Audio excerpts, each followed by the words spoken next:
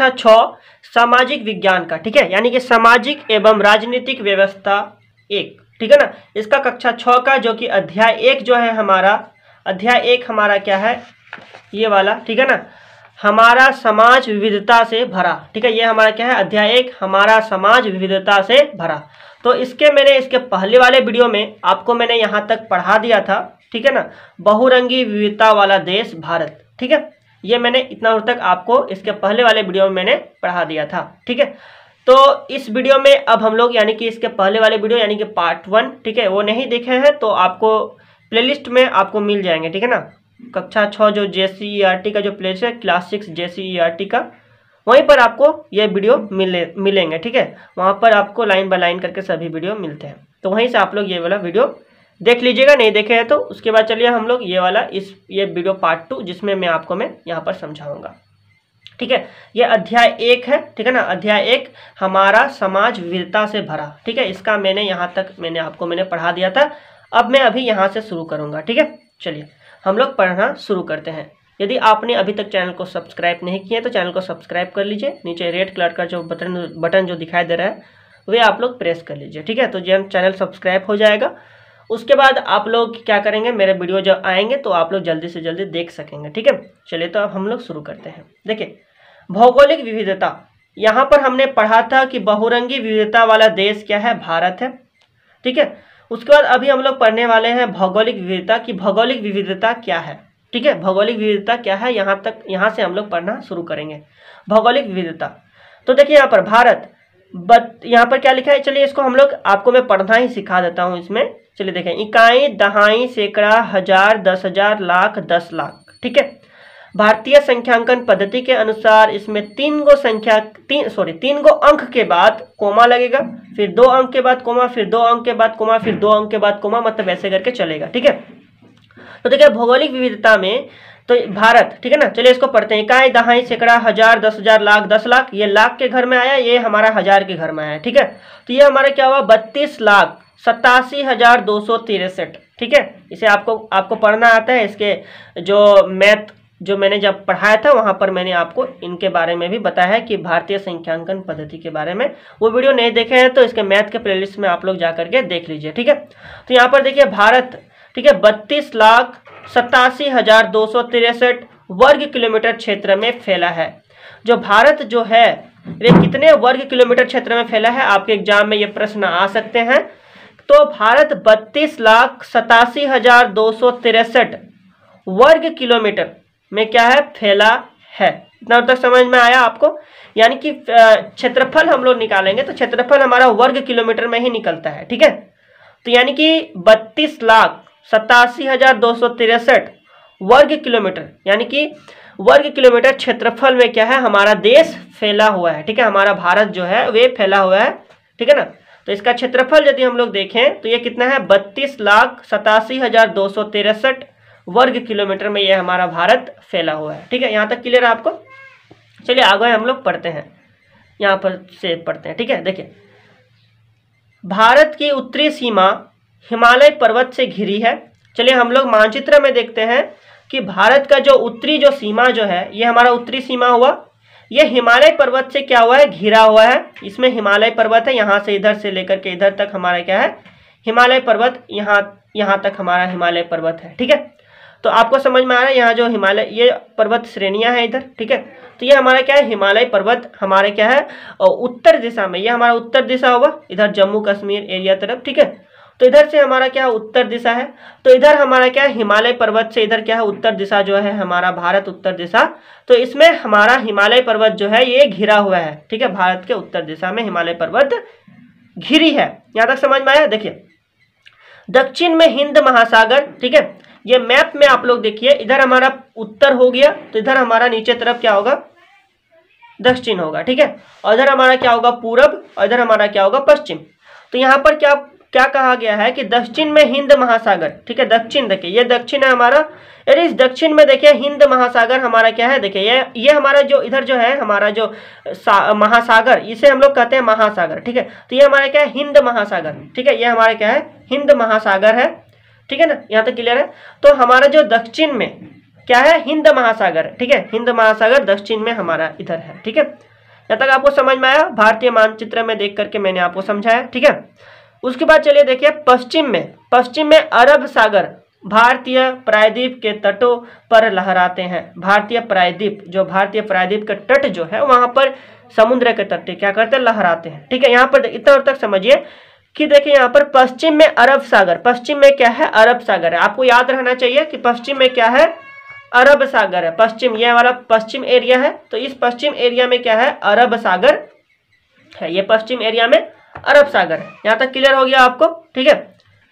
चलिए 7 देशों की स्थलीय सीमाएं भारत को स्पर्श करती है। 7 देशों की स्थलीय सीमाएं क्या करती है, भारत को स्पर्श करती है, ठीक है। 7 देश जो कि मानचित्र 1 में देखिए, ठीक है। तो इसमें देखिए 7 देश कौन कौन से हैं, तो यानी कि स्पर्श जो करते हैं वे हमारे क्या हो जाएंगे, पड़ोसी देश हो जाएंगे, हमारे भारत के पड़ोसी देश, ठीक है। तो हमारे भारत को 7 देश स्पर्श करते हैं। चलिए कौन कौन से आपको मैं यहाँ पर मानचित्र में दिखाकर समझाता हूँ, ठीक है। तो ये हमारा भारत है, ठीक। इस भारत को देखिए, इधर जो पाकिस्तान इधर है, तो पाकिस्तान भी क्या करते हैं, भारत को स्पर्श करते हैं। ये चीन है, चीन भी भारत को क्या करते हैं, स्पर्श करते हैं, ठीक है। उसके बाद इधर हमारा है म्यांमार, ठीक है। तो म्यांमार भी क्या करते हैं, भारत को इधर स्पर्श कर रहे हैं। उसके बाद इधर है बांग्लादेश, तो बांग्लादेश भी क्या करते हैं, भारत को स्पर्श करते हैं। इधर यहाँ से इधर से लेकर के इधर हम नेपाल एरिया है इधर से, ठीक है। तो ये नेपाल देश भी क्या करते हैं, हमारे भारत को स्पर्श करके। इधर हमारा भूटान हो गया, भूटान देश है एक, ठीक है। तो ये भी हमारे भारत को क्या करते हैं, स्पर्श करते हैं। और फिर हम लोग नीचे तरफ देखें तो इधर हम श्रीलंका, ठीक है, दक्षिण एरिया तरफ हम लोग देखें तो इधर है श्रीलंका। श्रीलंका भी भारत देश को क्या कर रहे हैं, इधर स्पर्श कर रहे हैं। मतलब ये हमारा क्या पड़ोसी देश है, ठीक है। तो हमारे इतने सारे हमारे पड़ोसी देश हुए, आप लोग गिन करके देखिए, यहाँ पर 7 पड़ोसी देश है। आप लोग अभी अपने किताब पर खोजेंगे इस मानचित्र में पड़ोसी देशों को, ठीक है। और उसे अपने कॉपी में लिखना है, नोट डाउन करेंगे आप लोग कि भारत के पड़ोसी देश, हाइफन देना है, और उसके बाद आपको 7 पड़ोसी देशों के नाम लिखना है, जो कि मैंने आपको अभी मैंने समझाया, ठीक है। और ये सब आपको याद होना चाहिए, ठीक है ना, क्लियर है। और फिर मैंने इधर जो मैंने आपको समझाया वो याद होना चाहिए कि उत्तरी में क्या है, हिमालय पर्वत है, ठीक है। हिमालय पर्वत से हमारा भारत घिरा हुआ है। दक्षिण में हिंद महासागर है और पूर्व में बंगाल की खाड़ी। चलिए बंगाल की खाड़ी मैंने आपको दिखाई क्या, तो देखिए बंगाल की खाड़ी, देखिए ये हमारा क्या है, पूर्व एरिया है। इधर हमारा क्या, बंगाल की खाड़ी है, ठीक है ना। इधर से हमारे नदियां जो बहते हैं वे बंगाल की खाड़ी में आकर के गिरते हैं, ठीक है। तो इधर हमारा क्या, बंगाल की खाड़ी है। चलिए पूर्व में हमारे क्या, बंगाल की खाड़ी है, और पश्चिम में क्या है, अरब सागर है, ठीक है। यहाँ तक हमने पढ़ लिया, भारत के पड़ोसी देशों के बारे में भी जान लिया, ठीक है। कोई दिक्कत नहीं, इधर तक समझ गया आप लोग। उसके बाद देखिए हिमालय में सटे क्षेत्रों में अत्यधिक ठंड पड़ती है, ठीक है। भौगोलिक विविधता के बारे में बात हो रहा है यहाँ पर, ठीक है ना। भौगोलिक विविधता, जैसे कि हम लोग भौगोलिक विविधता में देखें तो हिमालय से सटे जो क्षेत्र है उसमें अत्यधिक ठंड पड़ती है। हिमालय से जो सटे जो क्षेत्र जो होंगे, इधर जो एरिया जो हमारा इधर जो है, ठीक है, इधर हिमालय पर्वत जो है उसके जो एरिया सब जो है इधर के, ठीक है ना। तो यहाँ पर ना अत्यधिक ठंड पड़ते हैं, इधर बहुत ज़्यादा ठंड होता है। इन सभी एरिया में सबसे ज़्यादा ठंड होता है इधर। तो यहाँ पर क्या होता है कि सबसे ज़्यादा ठंड वाला एरिया ये वाला है, इधर के एरिया, ठीक है। ये क्या है, हमारा सबसे ज़्यादा ठंड वाला एरिया है। यहाँ तक क्लियर है, आपको समझ में आ रहा है। चलिए वहीं राजस्थान का बात करें तो अत्यधिक गर्मी के लिए जाना जाता है। मतलब कि देखिए भौगोलिक स्थिति कैसा है हमारे भारत की, तो हम लोग उत्तर की ओर देखें तो इधर हम लोग देखें तो इधर जम्मू कश्मीर तरफ इधर बहुत ठंडा है, ठीक है, ठंडा इलाका है। फिर जाकर के हम लोग देखें राजस्थान में देखें तो अत्यधिक गर्मी है। राजस्थान में हम लोग देखें इधर वाला एरिया में, ठीक है ना, तो इधर क्या है, हमारा बहुत ही ज़्यादा क्या है, गर्मी है। तो मतलब कि इधर हम लोग देखें इतना ठंडा और इधर हम लोग देखें इतना गर्मी है इधर, ठीक है। तो मतलब यही क्या है, हमारे भारत की भौगोलिक स्थिति है, भौगोलिक विविधता है कि कहीं पर ठंडा है, कहीं पर गर्म है। किधर हमारा भारत की पर्वत श्रेणियां हैं, तो किधर फिर हम लोग पूरब की ओर देखें तो बंगाल की खाड़ी है। फिर हम लोग दक्षिण की ओर देखें इधर हमारा हिंद महासागर है, ठीक है। फिर हम लोग जाकर के इधर हमारा पश्चिम की ओर देखें तो अरब सागर है, ठीक है। तो ये सब क्या भौगोलिक स्थिति बता रहा है कि इधर हमारा क्या क्या है। जैसे कि हम लोग इधर स्थिति देखें तो इधर ठंडा ज़्यादा पड़ता है, इधर हमारा फिर जाकर के राजस्थान तरफ बहुत ज़्यादा गर्मी है।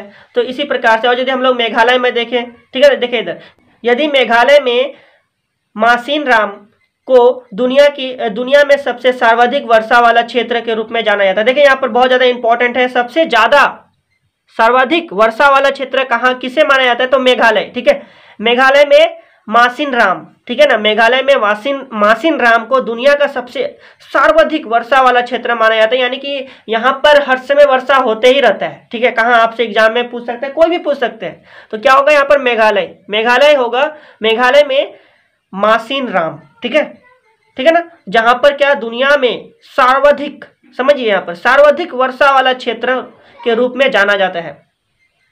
तो राजस्थान में सबसे कम वर्षा होती है। अब हम लोग राजस्थान की ओर देखें तो राजस्थान में बहुत ही कम वर्षा होती है, ठीक है। यही हमारा भौगोलिक स्थिति है, भौगोलिक विविधता है। कहीं पर बारिश बहुत ज़्यादा हो रही है तो कहीं पर बारिश नहीं के बराबर हो रहा है, तो कहीं पर बहुत ज़्यादा ठंड है, तो कहीं पर बहुत ज़्यादा गर्मी है। यही हमारा क्या है, भौगोलिक विविधता है भारत का, ठीक है। कहीं ऊंचे पर्वत है, ठीक है, तो कहीं विस्तृत मैदान है। ये क्या है, भौगोलिक विविधता है हमारे भारत की, कि कहीं हम लोग देखें तो ऊंचे पर्वत है और कहीं पर क्या है, विस्तृत मैदान है। कहीं ऊंचे पठार तो कहीं तटीय क्षेत्र है।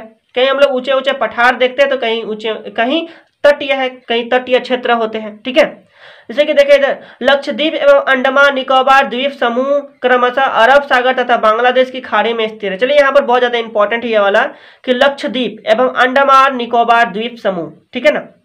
देखिए लक्षद्वीप और अंडमान निकोबार द्वीप समूह अरब सागर एवं बंगाल की खाड़ी में स्थित है, ठीक है। अरब सागर और बंगाल की खाड़ी, देखिए इधर क्या है हमारा, इधर क्या है, देखिए अरब सागर की ओर हम लोग देखें तो अरब सागर में हमारा क्या है, इधर बोलिए लक्षद्वीप है, ठीक है, लक्षद्वीप है।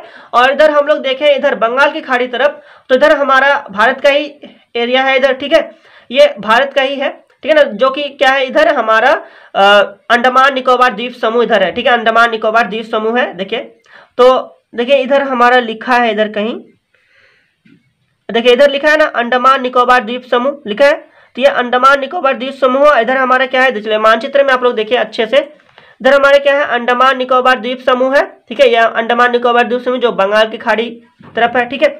उसके बाद इधर हम लोग देखें अरब सागर में, तो अरब सागर में इधर हमारे क्या है लक्षद्वीप है, ठीक है, जो कि भारत का एरिया है इधर। और अंडमान निकोबार द्वीप समूह ये भी क्या है, भारत का ही एरिया है इधर, ठीक है ना। चलिए देखें तो यहाँ पर जो है इधर हमारा जो भारत जो है वे यहाँ पर पेट्रोलियम निकालने का काम करते हैं, ठीक है। इधर यदि पेट्रोलियम बहुत ज़्यादा मात्रा में यदि है तो इधर हमारा भारत इधर निकालते हैं, ठीक है। पेट्रोलियम से तो क्या क्या निकलता है आपको पता है, पेट्रोलियम से हमारा जा करके तेल निकलता है, बहुत प्रकार के तेल, जैसे पेट्रोलियम पहले काला पदार्थ होता है जो कि निकाला जाता है, ठीक है। फिर जाकर के उसे शुद्ध करके पेट्रोल, डीजल, मोबिल ये सब में बदला जाता है, रूपांतरित किया जाता है, ठीक है। तो यहाँ तक आपको मैंने इनके बारे में भी बता दिया, ठीक है। चलिए यहाँ तक आपको समझ में आ गया, ठीक, समझ ले। लक्षद्वीप किधर है, अरब सागर की ओर है, और अंडमान निकोबार द्वीप समूह बंगाल की खाड़ी में क्या है, स्थित है। यहाँ तक समझ में आ गया। चलिए अब हम लोग 2 नंबर पढ़ेंगे जो कि धार्मिक, सामाजिक एवं सांस्कृतिक विविधता के बारे में। 1 नंबर में हमने पढ़ा भौगोलिक विविधता, ठीक है। उसके बाद अब हम लोग पढ़ेंगे 2 नंबर धार्मिक, सामाजिक एवं सांस्कृतिक विविधता के बारे में। क्लियर है यहाँ तक। चलिए अब हम लोग यहाँ पर पढ़ते हैं धार्मिक, सामाजिक एवं सांस्कृतिक विविधता के बारे में हम लोग पढ़ेंगे। दुनिया के 4 प्रमुख धर्मों का उद्भव स्थल भारत माना जाता है। मतलब भारत में ये 4 प्रमुख जो धर्म जो है ये उद्भव स्थल माना जाता है। मतलब उद्भव स्थल इसका कहाँ है, भारत है। 4 प्रमुख धर्म तो कौन कौन से, हिंदू हो गया, सिख हो गया, जैन हो गया तथा बौद्ध धर्म।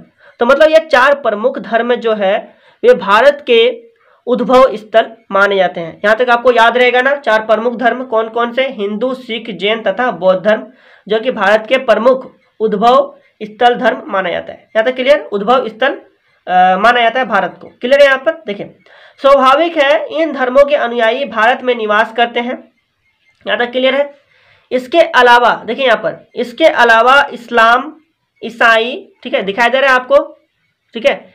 इसके अलावा देखिए, इसके अलावा इस्लाम, ईसाई, पारसी तथा अन्य धर्मों के लोग भी यहाँ रहते हैं, ठीक है। इसके अलावा देखिए इस्लाम धर्म, ईसाई धर्म, पारसी धर्म तथा अन्य धर्मों के लोग भी यहाँ पर क्या करते हैं, रहते हैं हमारे भारत में। इसलिए तो कहें अनेकता में एकता हमारे भारत की क्या है, एक विशिष्ट क्या है, विशिष्ट गुण है ना, विशिष्ट बनाता है हमारे भारत को। कौन बनाते हैं, विशिष्ट बनाते हैं, ठीक है। अनेकता में एकता है, यही हमारा क्या भारत का विशेषता है। क्लियर यहाँ पर। इन धर्मों के अंदर भी कई पंथ है, जैसे कि हिंदू धर्म में शैव, शाक्त तथा वैष्णव बड़ी संख्या में है। इस्लाम शिया और सुन्नी में विभक्त है। सिख नामधारी और निरंकारी पंथ में, ठीक है। जैन दिगंबर और श्वेतांबर पंथ में तथा बौद्ध हीनयान और महायान पंथ में विभक्त है। क्लियर है यहाँ तक? और एक बार मैं रिपीट करता हूँ यहाँ पर, इन धर्मों के अंदर भी कई पंथ है, जैसे कि हिंदू धर्म में शैव, शाक्त तथा वैष्णव बड़ी संख्या में है। इस्लाम शिया और सुन्नी में विभक्त है।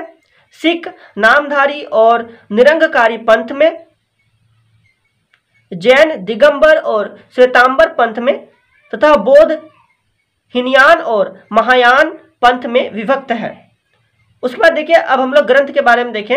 हिंदुओं के धार्मिक ग्रंथ वेद, पुराण, उपनिषद, रामायण तथा महाभारत है। कुरान शरीफ इस्लाम धर्मावलंबियों का, बाइबल ईसाइयों का। चलिए उसके बाद हम लोग देखते हैं इधर, ठीक है। देखिए, गुरु ग्रंथ साहिब सिखों का, आगम सूत्र जैनियों का, त्रिपिटक बौद्धों का तथा जेंदा अवेस्ता पारसियों का पवित्र ग्रंथ है, ठीक है। उसके बाद चलिए हम लोग देखते हैं इधर।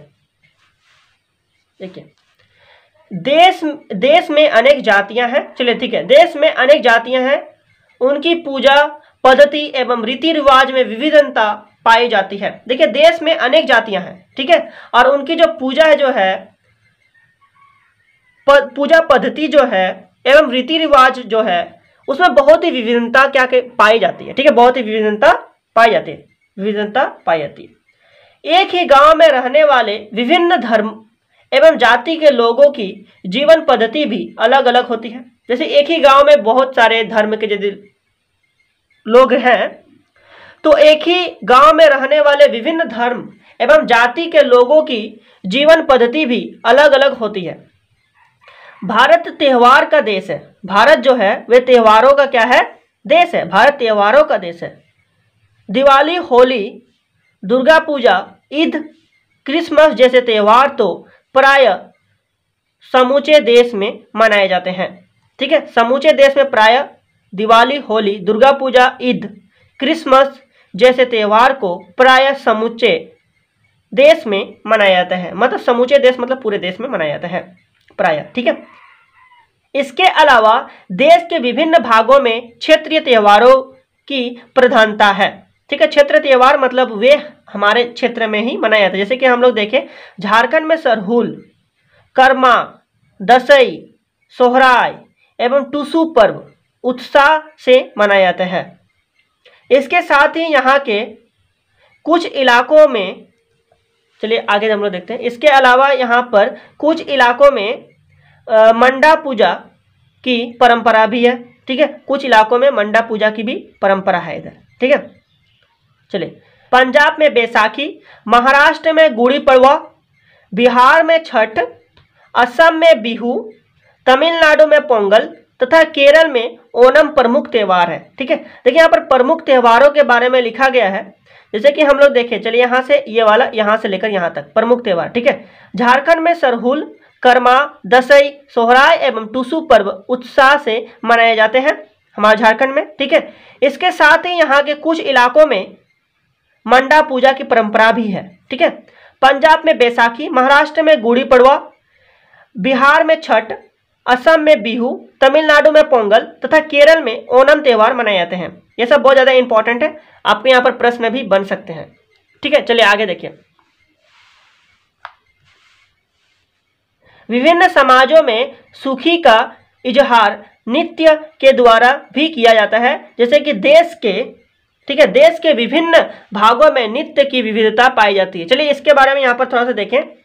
चलिए देखिए, यानी कि जो खुशी का जो इजहार जो है वह नृत्य के द्वारा भी किया जाता है, खुशी का इजहार। जैसे कि हम लोग देखें, झारखंड का एक नृत्य, ठीक है, ये क्या है? झारखंड का एक नृत्य है, झारखंड का नृत्य, ठीक है।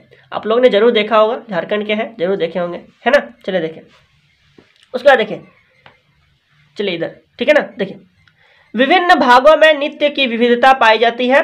झारखंड में छऊ नृत्य, ठीक है, झारखंड जैसे कि देखिए नृत्य की भी विभिन्नता है, विभिन्न भागों में नृत्य की विभिन्नता पाई जाती है, ठीक है, जैसे कि झारखंड में छऊ नृत्य, पाइका, कर्मा नृत्य, सरहुल नृत्य, डमकच, झूमर का विशेष महत्व है झारखंड में, ठीक है। झारखंड में कौन कौन से नृत्य के बारे में बताया, छऊ नृत्य, पाइका, कर्मा नृत्य, सरहुल नृत्य, डमचक, ठीक है, झूमर का विशेष महत्व है।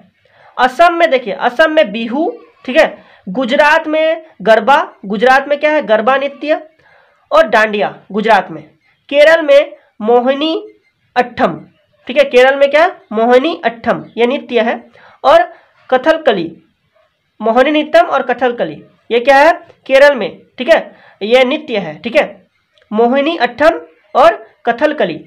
ओडिशा में ओडिसी, ठीक है, ओडिशा में क्या ओडिसी, पंजाब में भांगड़ा, पंजाब में भांगड़ा, मणिपुर में मणिपुरी और तमिलनाडु में भरतनाट्यम, ठीक है, तमिलनाडु में भरतनाट्यम, उत्तर प्रदेश में कथक, ठीक है, तथा नागालैंड में चांगलो, ठीक है, चांगलो क्या है प्रमुख नृत्य है, नागालैंड में चांगलो प्रमुख नृत्य है। तो ये हमारा हुआ प्रमुख नृत्य के बारे में जो कि आपको मैंने यहाँ पर बताया। गतिविधि देखिए, आपके आसपास किस प्रकार के नृत्य प्रचलित है उनकी सूची बनाइए आपके आसपास। तो हमारे आसपास झारखंड में देखें तो झारखंड में यही सब नृत्य होंगे, छऊ नृत्य होंगे, पाइका, कर्मा नृत्य होंगे, सरहुल नृत्य होंगे, डमचक और झूमर, ठीक है, यही सब नृत्य झारखंड में है, ठीक है। तो हमारे आसपास यही सब नृत्य है। चलिए यहाँ पर एक छोटा सा यहाँ पर पॉइंट था कि जरा सा सोचिए झारखंड में और कौन कौन से त्यौहार मनाए जाते हैं, झारखंड में और कौन कौन से त्यौहार मनाए जाते हैं उनके आपको क्या करना सोचना है, ठीक है। कॉपी में भी लिख सकते हैं, कॉपी में भी आप लोग लिखने का जरूर प्रयत्न करेंगे, ये वाला क्वेश्चंस बना लेंगे और उसके आंसर लिखेंगे आप लोग, ठीक है। झारखंड में और कौन कौन से त्यौहार मनाए जाते हैं इनके बारे में आपको क्या करना है लिखना है। क्लियर, यहाँ तक आप लोग लिख लेंगे, ठीक है। यहाँ पर मैंने त्यौहार के नाम मैंने बताया था झारखंड में कौन कौन से, ठीक है, जैसे कि यहाँ पर बताए थे सरहुल, कर्मा, दसई, सोहराय एवं टूसू पर्व उत्साह से मनाए जाते हैं, साथ ही यहाँ पर मंडा पूजा भी त्यौहार मनाए जाते हैं। उसके बाद आप लोग देखिए झारखंड में और बहुत सारे त्यौहार है जो कि मनाए जाते हैं यहाँ पर, ठीक है। तो ये वाला क्या करना है आपको बनाना है, इतना तो आप लोग कर लेंगे, ठीक है, यहाँ तक क्लियर है। उसके बाद चलिए यहाँ पर देखिए 3 नंबर में क्या है खान पान की विविधता, 3 नंबर में क्या है खान पान की विविधता। चलिए खान पान में भी विविधता है, चलिए देखिए भारत में विभिन्न प्रदेशों और क्षेत्रों में खान पान में भी अंतर पाया जाता है, भारत के विभिन्न प्रदेशों और क्षेत्रों में खान पान में भी अंतर पाया जाता है, ठीक है। जैसे खाद्य पदार्थ की आदत किसी विशेष स्थान पर उसकी उपलब्धता पर निर्भर करती है, ठीक है, मतलब खाद्य पदार्थ की जो आदत जो है किसी विशेष स्थान पर उनकी उपलब्धता पर निर्भर करती है, मतलब उस स्थान पर कैसे किस प्रकार के खाद्य पदार्थ वहां पर मिल रहे हैं, ठीक है, वे उस पर निर्भर करता है, ठीक है ना, उनके खान पान वहां पर निर्भर करते हैं किस प्रकार के वहां पर खाद्य पदार्थ मिल रहे हैं, ठीक है। झारखंड में पिट्ठा, ठीक है, धुसका, बड़ा, छिलका रोटी तथा ढकनी रोटी बड़े चाव से खाए जाते हैं, ठीक है। देखिए यहाँ पर झारखंड में जो प्रमुख जो है प्रमुख भोजन वे क्या क्या है झारखंड में, देखिए खान पान क्या है प्रमुख खान पान, ठीक है, पिट्ठा, ठीक है, धुसका, बड़ा, छिलका रोटी और ढकनी रोटी ये झारखंड में बहुत ही चाव से खाए जाते हैं। यहाँ तक आपको क्लियर है। तो ये वाला हमारा झारखंड में चाव से खाए जाने वाला, ठीक है, झारखंड के प्रमुख खान पान है ये वाला, ठीक है। चलिए देखिए मरवे की रोटी भी झारखंड में, चलिए ये वाला भी है ना, मरवे की रोटी भी झारखंड में लोकप्रिय भोजन है, ठीक है, मरवे की रोटी भी झारखंड में प्रमुख क्या है लोकप्रिय भोजन है। तो यहाँ से यहाँ तक होगा, ठीक है, यहाँ से यहाँ तक। तो झारखंड में प्रमुख जो खान पान है वे क्या है पिट्ठा है, धुसका है, बड़ा है, छिलका रोटी, ढकनी रोटी बड़े चाव से खाए जाते हैं, और यहाँ पर मरवे की रोटी भी झारखंड में लोकप्रिय है, ठीक है, बहुत ज्यादा लोकप्रिय ये सब है झारखंड में प्रमुख खान पान है ये सब, ठीक है, यहाँ तक समझ में आया। पंजाब में सरसों के साग, पंजाब में देखिए सरसों के साग के साथ, ठीक है, मक्के की रोटी, पंजाब का खान पान का बात करें हम लोग तो सरसों के साग, ठीक है, उनके साथ मक्के की रोटी, और गुजरात में ढोकला, ठीक है, ये सब क्या है प्रसिद्ध है वहां पर। पंजाब में क्या है सबसे प्रमुख खान पान, तो हम लोग बात करें यहाँ पर सरसों का साग, ठीक है, सरसों का साग आप लोग खाए होंगे, ठीक है ना, के साथ मक्के की रोटी, ठीक है, और गुजरात में ढोकला। और उसके बाद देखिए महाराष्ट्र में बड़ा पाव, महाराष्ट्र में क्या बड़ा पाव, ठीक है, केरल में अवियल, केरल में क्या है अवियल, ठीक है, दक्षिण भारत में डोसा, दक्षिण भारत में क्या है डोसा और इडली व सांबर, इडली व सांभर, दक्षिण भारत में इडली, डोसा और सांभर ये सब क्या प्रसिद्ध है, ठीक है। उसके बाद देखिए आंध्र प्रदेश में हैदराबादी बिरयानी एवं हलीम, ठीक है। देखिए यहाँ पर आंध्र प्रदेश में देखें तो हैदराबादी बिरयानी, आंध्र प्रदेश में हैदराबादी बिरयानी बहुत ही प्रमुख है, खान पान वहाँ के बहुत ही प्रसिद्ध है, लोग चाव से खाते हैं। एवं हलीम, नागालैंड तथा सिक्किम में मोमोज, नागालैंड और सिक्किम में जो प्रमुख जो भोजन वे क्या है, मतलब बहुत ही चाव से खाते हैं मोमोज, आप लोग ने भी खाया होगा मोमोज, ठीक है ना, जो कि बहुत ही चाव से खाया जाता है। नागालैंड तथा सिक्किम वहाँ के प्रसिद्ध भोजन है, ठीक है, नागालैंड और सिक्किम का जो कि मोमोज है, बहुत ही चाव से खाते हैं, ठीक है। उसके बाद देखिए दिल्ली में तंदूरी चिकन, ठीक है, दिल्ली में क्या, दिल्ली में सबसे प्रमुख खान पान क्या है, तंदूरी चिकन, तथा देखिए उसके बाद तथा बंगाल में मछली, ठीक है, मछली भात, बंगाल में क्या है सबसे प्रमुख खान पान क्या है, मछली भात, ठीक है ना, का विशेष महत्व है, मछली भात बंगाल में बहुत ही विशेष महत्व है। दिल्ली में तंदूरी चिकन, नागालैंड में मोमोज, नागालैंड तथा सिक्किम में मोमोज, आंध्र प्रदेश में हैदराबादी बिरयानी और हलीम, ठीक है। उसके बाद महाराष्ट्र में बड़ा पाव, केरल में अवियल, दक्षिण भारत में डोसा, इडली, सांबर, ठीक है। चलिए उसके बाद हम लोग झारखंड में पढ़े थे पिट्ठा, धुसका, बड़ा, छिलका रोटी, ढकनी रोटी बड़े चाव से खाते हैं। मरवे की रोटी भी झारखंड में बहुत ही प्रसिद्ध है। पंजाब में सरसों के साग और मक्के की रोटी, और गुजरात में ढोकला, ये सब आपको याद होना चाहिए, ठीक है। उसके बाद यहाँ पर देखिए, चलिए यहाँ पर लिखा गया है, ठीक है, धुसका, ये वाला क्या है, धुसका है जो कि झारखंड का पारंपरिक भोजन है, ठीक है, धुसका झारखंड का पारंपरिक क्या है, भोजन है। उसके बाद चलिए देखिए यहाँ पर ये वाला देखिए, ठीक है, इडली, इडली दक्षिण भारत का पारंपरिक भोजन है, इडली जो है दक्षिण भारत का क्या है, पारंपरिक भोजन है, ठीक है। यहाँ पर देखिए उसके बाद ये वाला क्या है, मोमोज, आपने खाया होगा ना बाजार में शायद, ठीक है ना। चलिए देखिए तो चलिए ये वाला क्या है, मोमोज है, ठीक है ना। देखिए मोमोज क्या है, सिक्किम, मोमोज जो है सिक्किम व नागालैंड का पारंपरिक भोजन है, ये मोमोज है, ठीक है। उसके साथ ये चटनी है, ये जो है सिक्किम व नागालैंड का प्रमुख क्या है, नागालैंड और सिक्किम का पारंपरिक भोजन है। यहाँ तक आपको क्लियर है, ठीक है। चलिए यहाँ तक आपको समझ में आ गया। उसके बाद देखिए यहाँ पर 4 नंबर क्या है, चलिए हम लोग पढ़ते हैं 4 नंबर। उसके बाद क्या है, 4 नंबर हम लोग पढ़ेंगे अब भाषाई विविधता, ठीक है। अब हम लोग इस जगह पर आइए, सबका दिमाग इधर अब होना चाहिए, ठीक है ना। देखिए भाषाई विविधता के बारे में अब हम लोग पढ़ेंगे, भाषाई विविधता के बारे में। भारत एक बहुभाषी देश है, सही बात है, भारत एक बहुभाषी देश है, ये भी एक क्या करता है, भारत अनेकता में एकता, बहुभाषी देश है, ठीक है। चलिए देखिए भारत एक बहुभाषी देश है, यहाँ पर पता है मतलब भारत में बहुत सारे भाषाएं बोले जाते हैं, भारत में बहुत सारे भाषाएं बोले जाते हैं, ठीक है। देखिए कहा जाता है कि प्रत्येक 100 किलोमीटर में यहाँ की भाषा चलिए बदल लिखा है, बदल क्या है, बदल जाती है ना। देखिए भारत एक क्या है, बहुभाषी देश है, यहाँ पर बहुत सारे विभिन्न प्रकार के भाषाएं बोले जाते हैं। कहा जाता है कि प्रत्येक 100 किलोमीटर में यहाँ की भाषा क्या होती है, बदल जाती है। चलिए उसके बाद देखिए इधर बदल जाती है, ठीक है। हमारे देश में 1700 से अधिक भाषाएं बोली जाती है, देखिए बहुत ज़्यादा इंपॉर्टेंट, हमारे देश में कितने भाषाएं बोले जाते हैं, तो 1700 से अधिक भाषाएं क्या की जाती है, बोले जाती हैं। यहाँ कुछ राज्य भी भाषा के आधार पर बनाए जाते हैं। हिंदी को देश की शासकीय भाषा बनाया गया है, ठीक है। हिंदी जो है वे देश की क्या है, शासकीय भाषा है, मतलब देश की क्या है, ये राष्ट्रीय भाषा क्या है, हिंदी है, ठीक है। इसके साथ अंग्रेजी का प्रयोग भी किया जाता है, ठीक है। संविधान की 8वीं अनुसूची में 22 भाषाओं के मान्यता प्रदान की गई है। देखिए हम लोग संविधान में देखें, बहुत ज़्यादा इंपॉर्टेंट है, संविधान की जो 8वीं अनुसूची में देखें तो 22 भाषाओं को मान्यता प्रदान की गई है।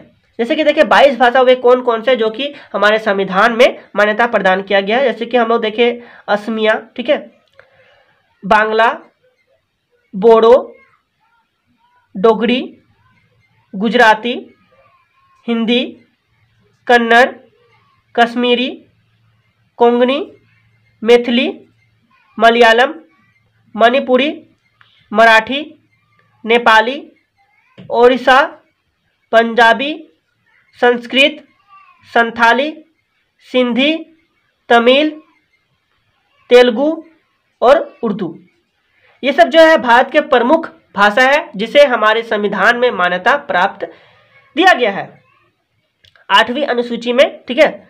22 भाषाओं को मान्यता प्रदान किया गया हमारे संविधान में। यहाँ तक क्लियर है। यह भी यहाँ पर जाने, चलिए इसको भी हम लोग जान लेते हैं। स्वतंत्र भारत में सर्वप्रथम 1953 में आंध्र प्रदेश राज्य का गठन भाषा के आधार पर किया गया। देखिए बहुत ज़्यादा इंपॉर्टेंट है। स्वतंत्र भारत में सर्वप्रथम, सबसे पहले जब भारत जब आज़ाद हुआ उसके सबसे पहले, ठीक है ना, मतलब भारत आज़ाद हुआ और आज़ाद होने के बाद ही सबसे पहले जो है 1953 में आंध्र प्रदेश राज्य का गठन भाषा के आधार पर किया गया। आंध्र प्रदेश जो राज्य जो है उसका हम लोग आंध्र प्रदेश राज्य हम लोग बनाए 1953 में बनाया गया था, ठीक है, जो कि इसका जो गठन जो है आंध्र प्रदेश का गठन उसके भाषा के आधार पर किया गया था।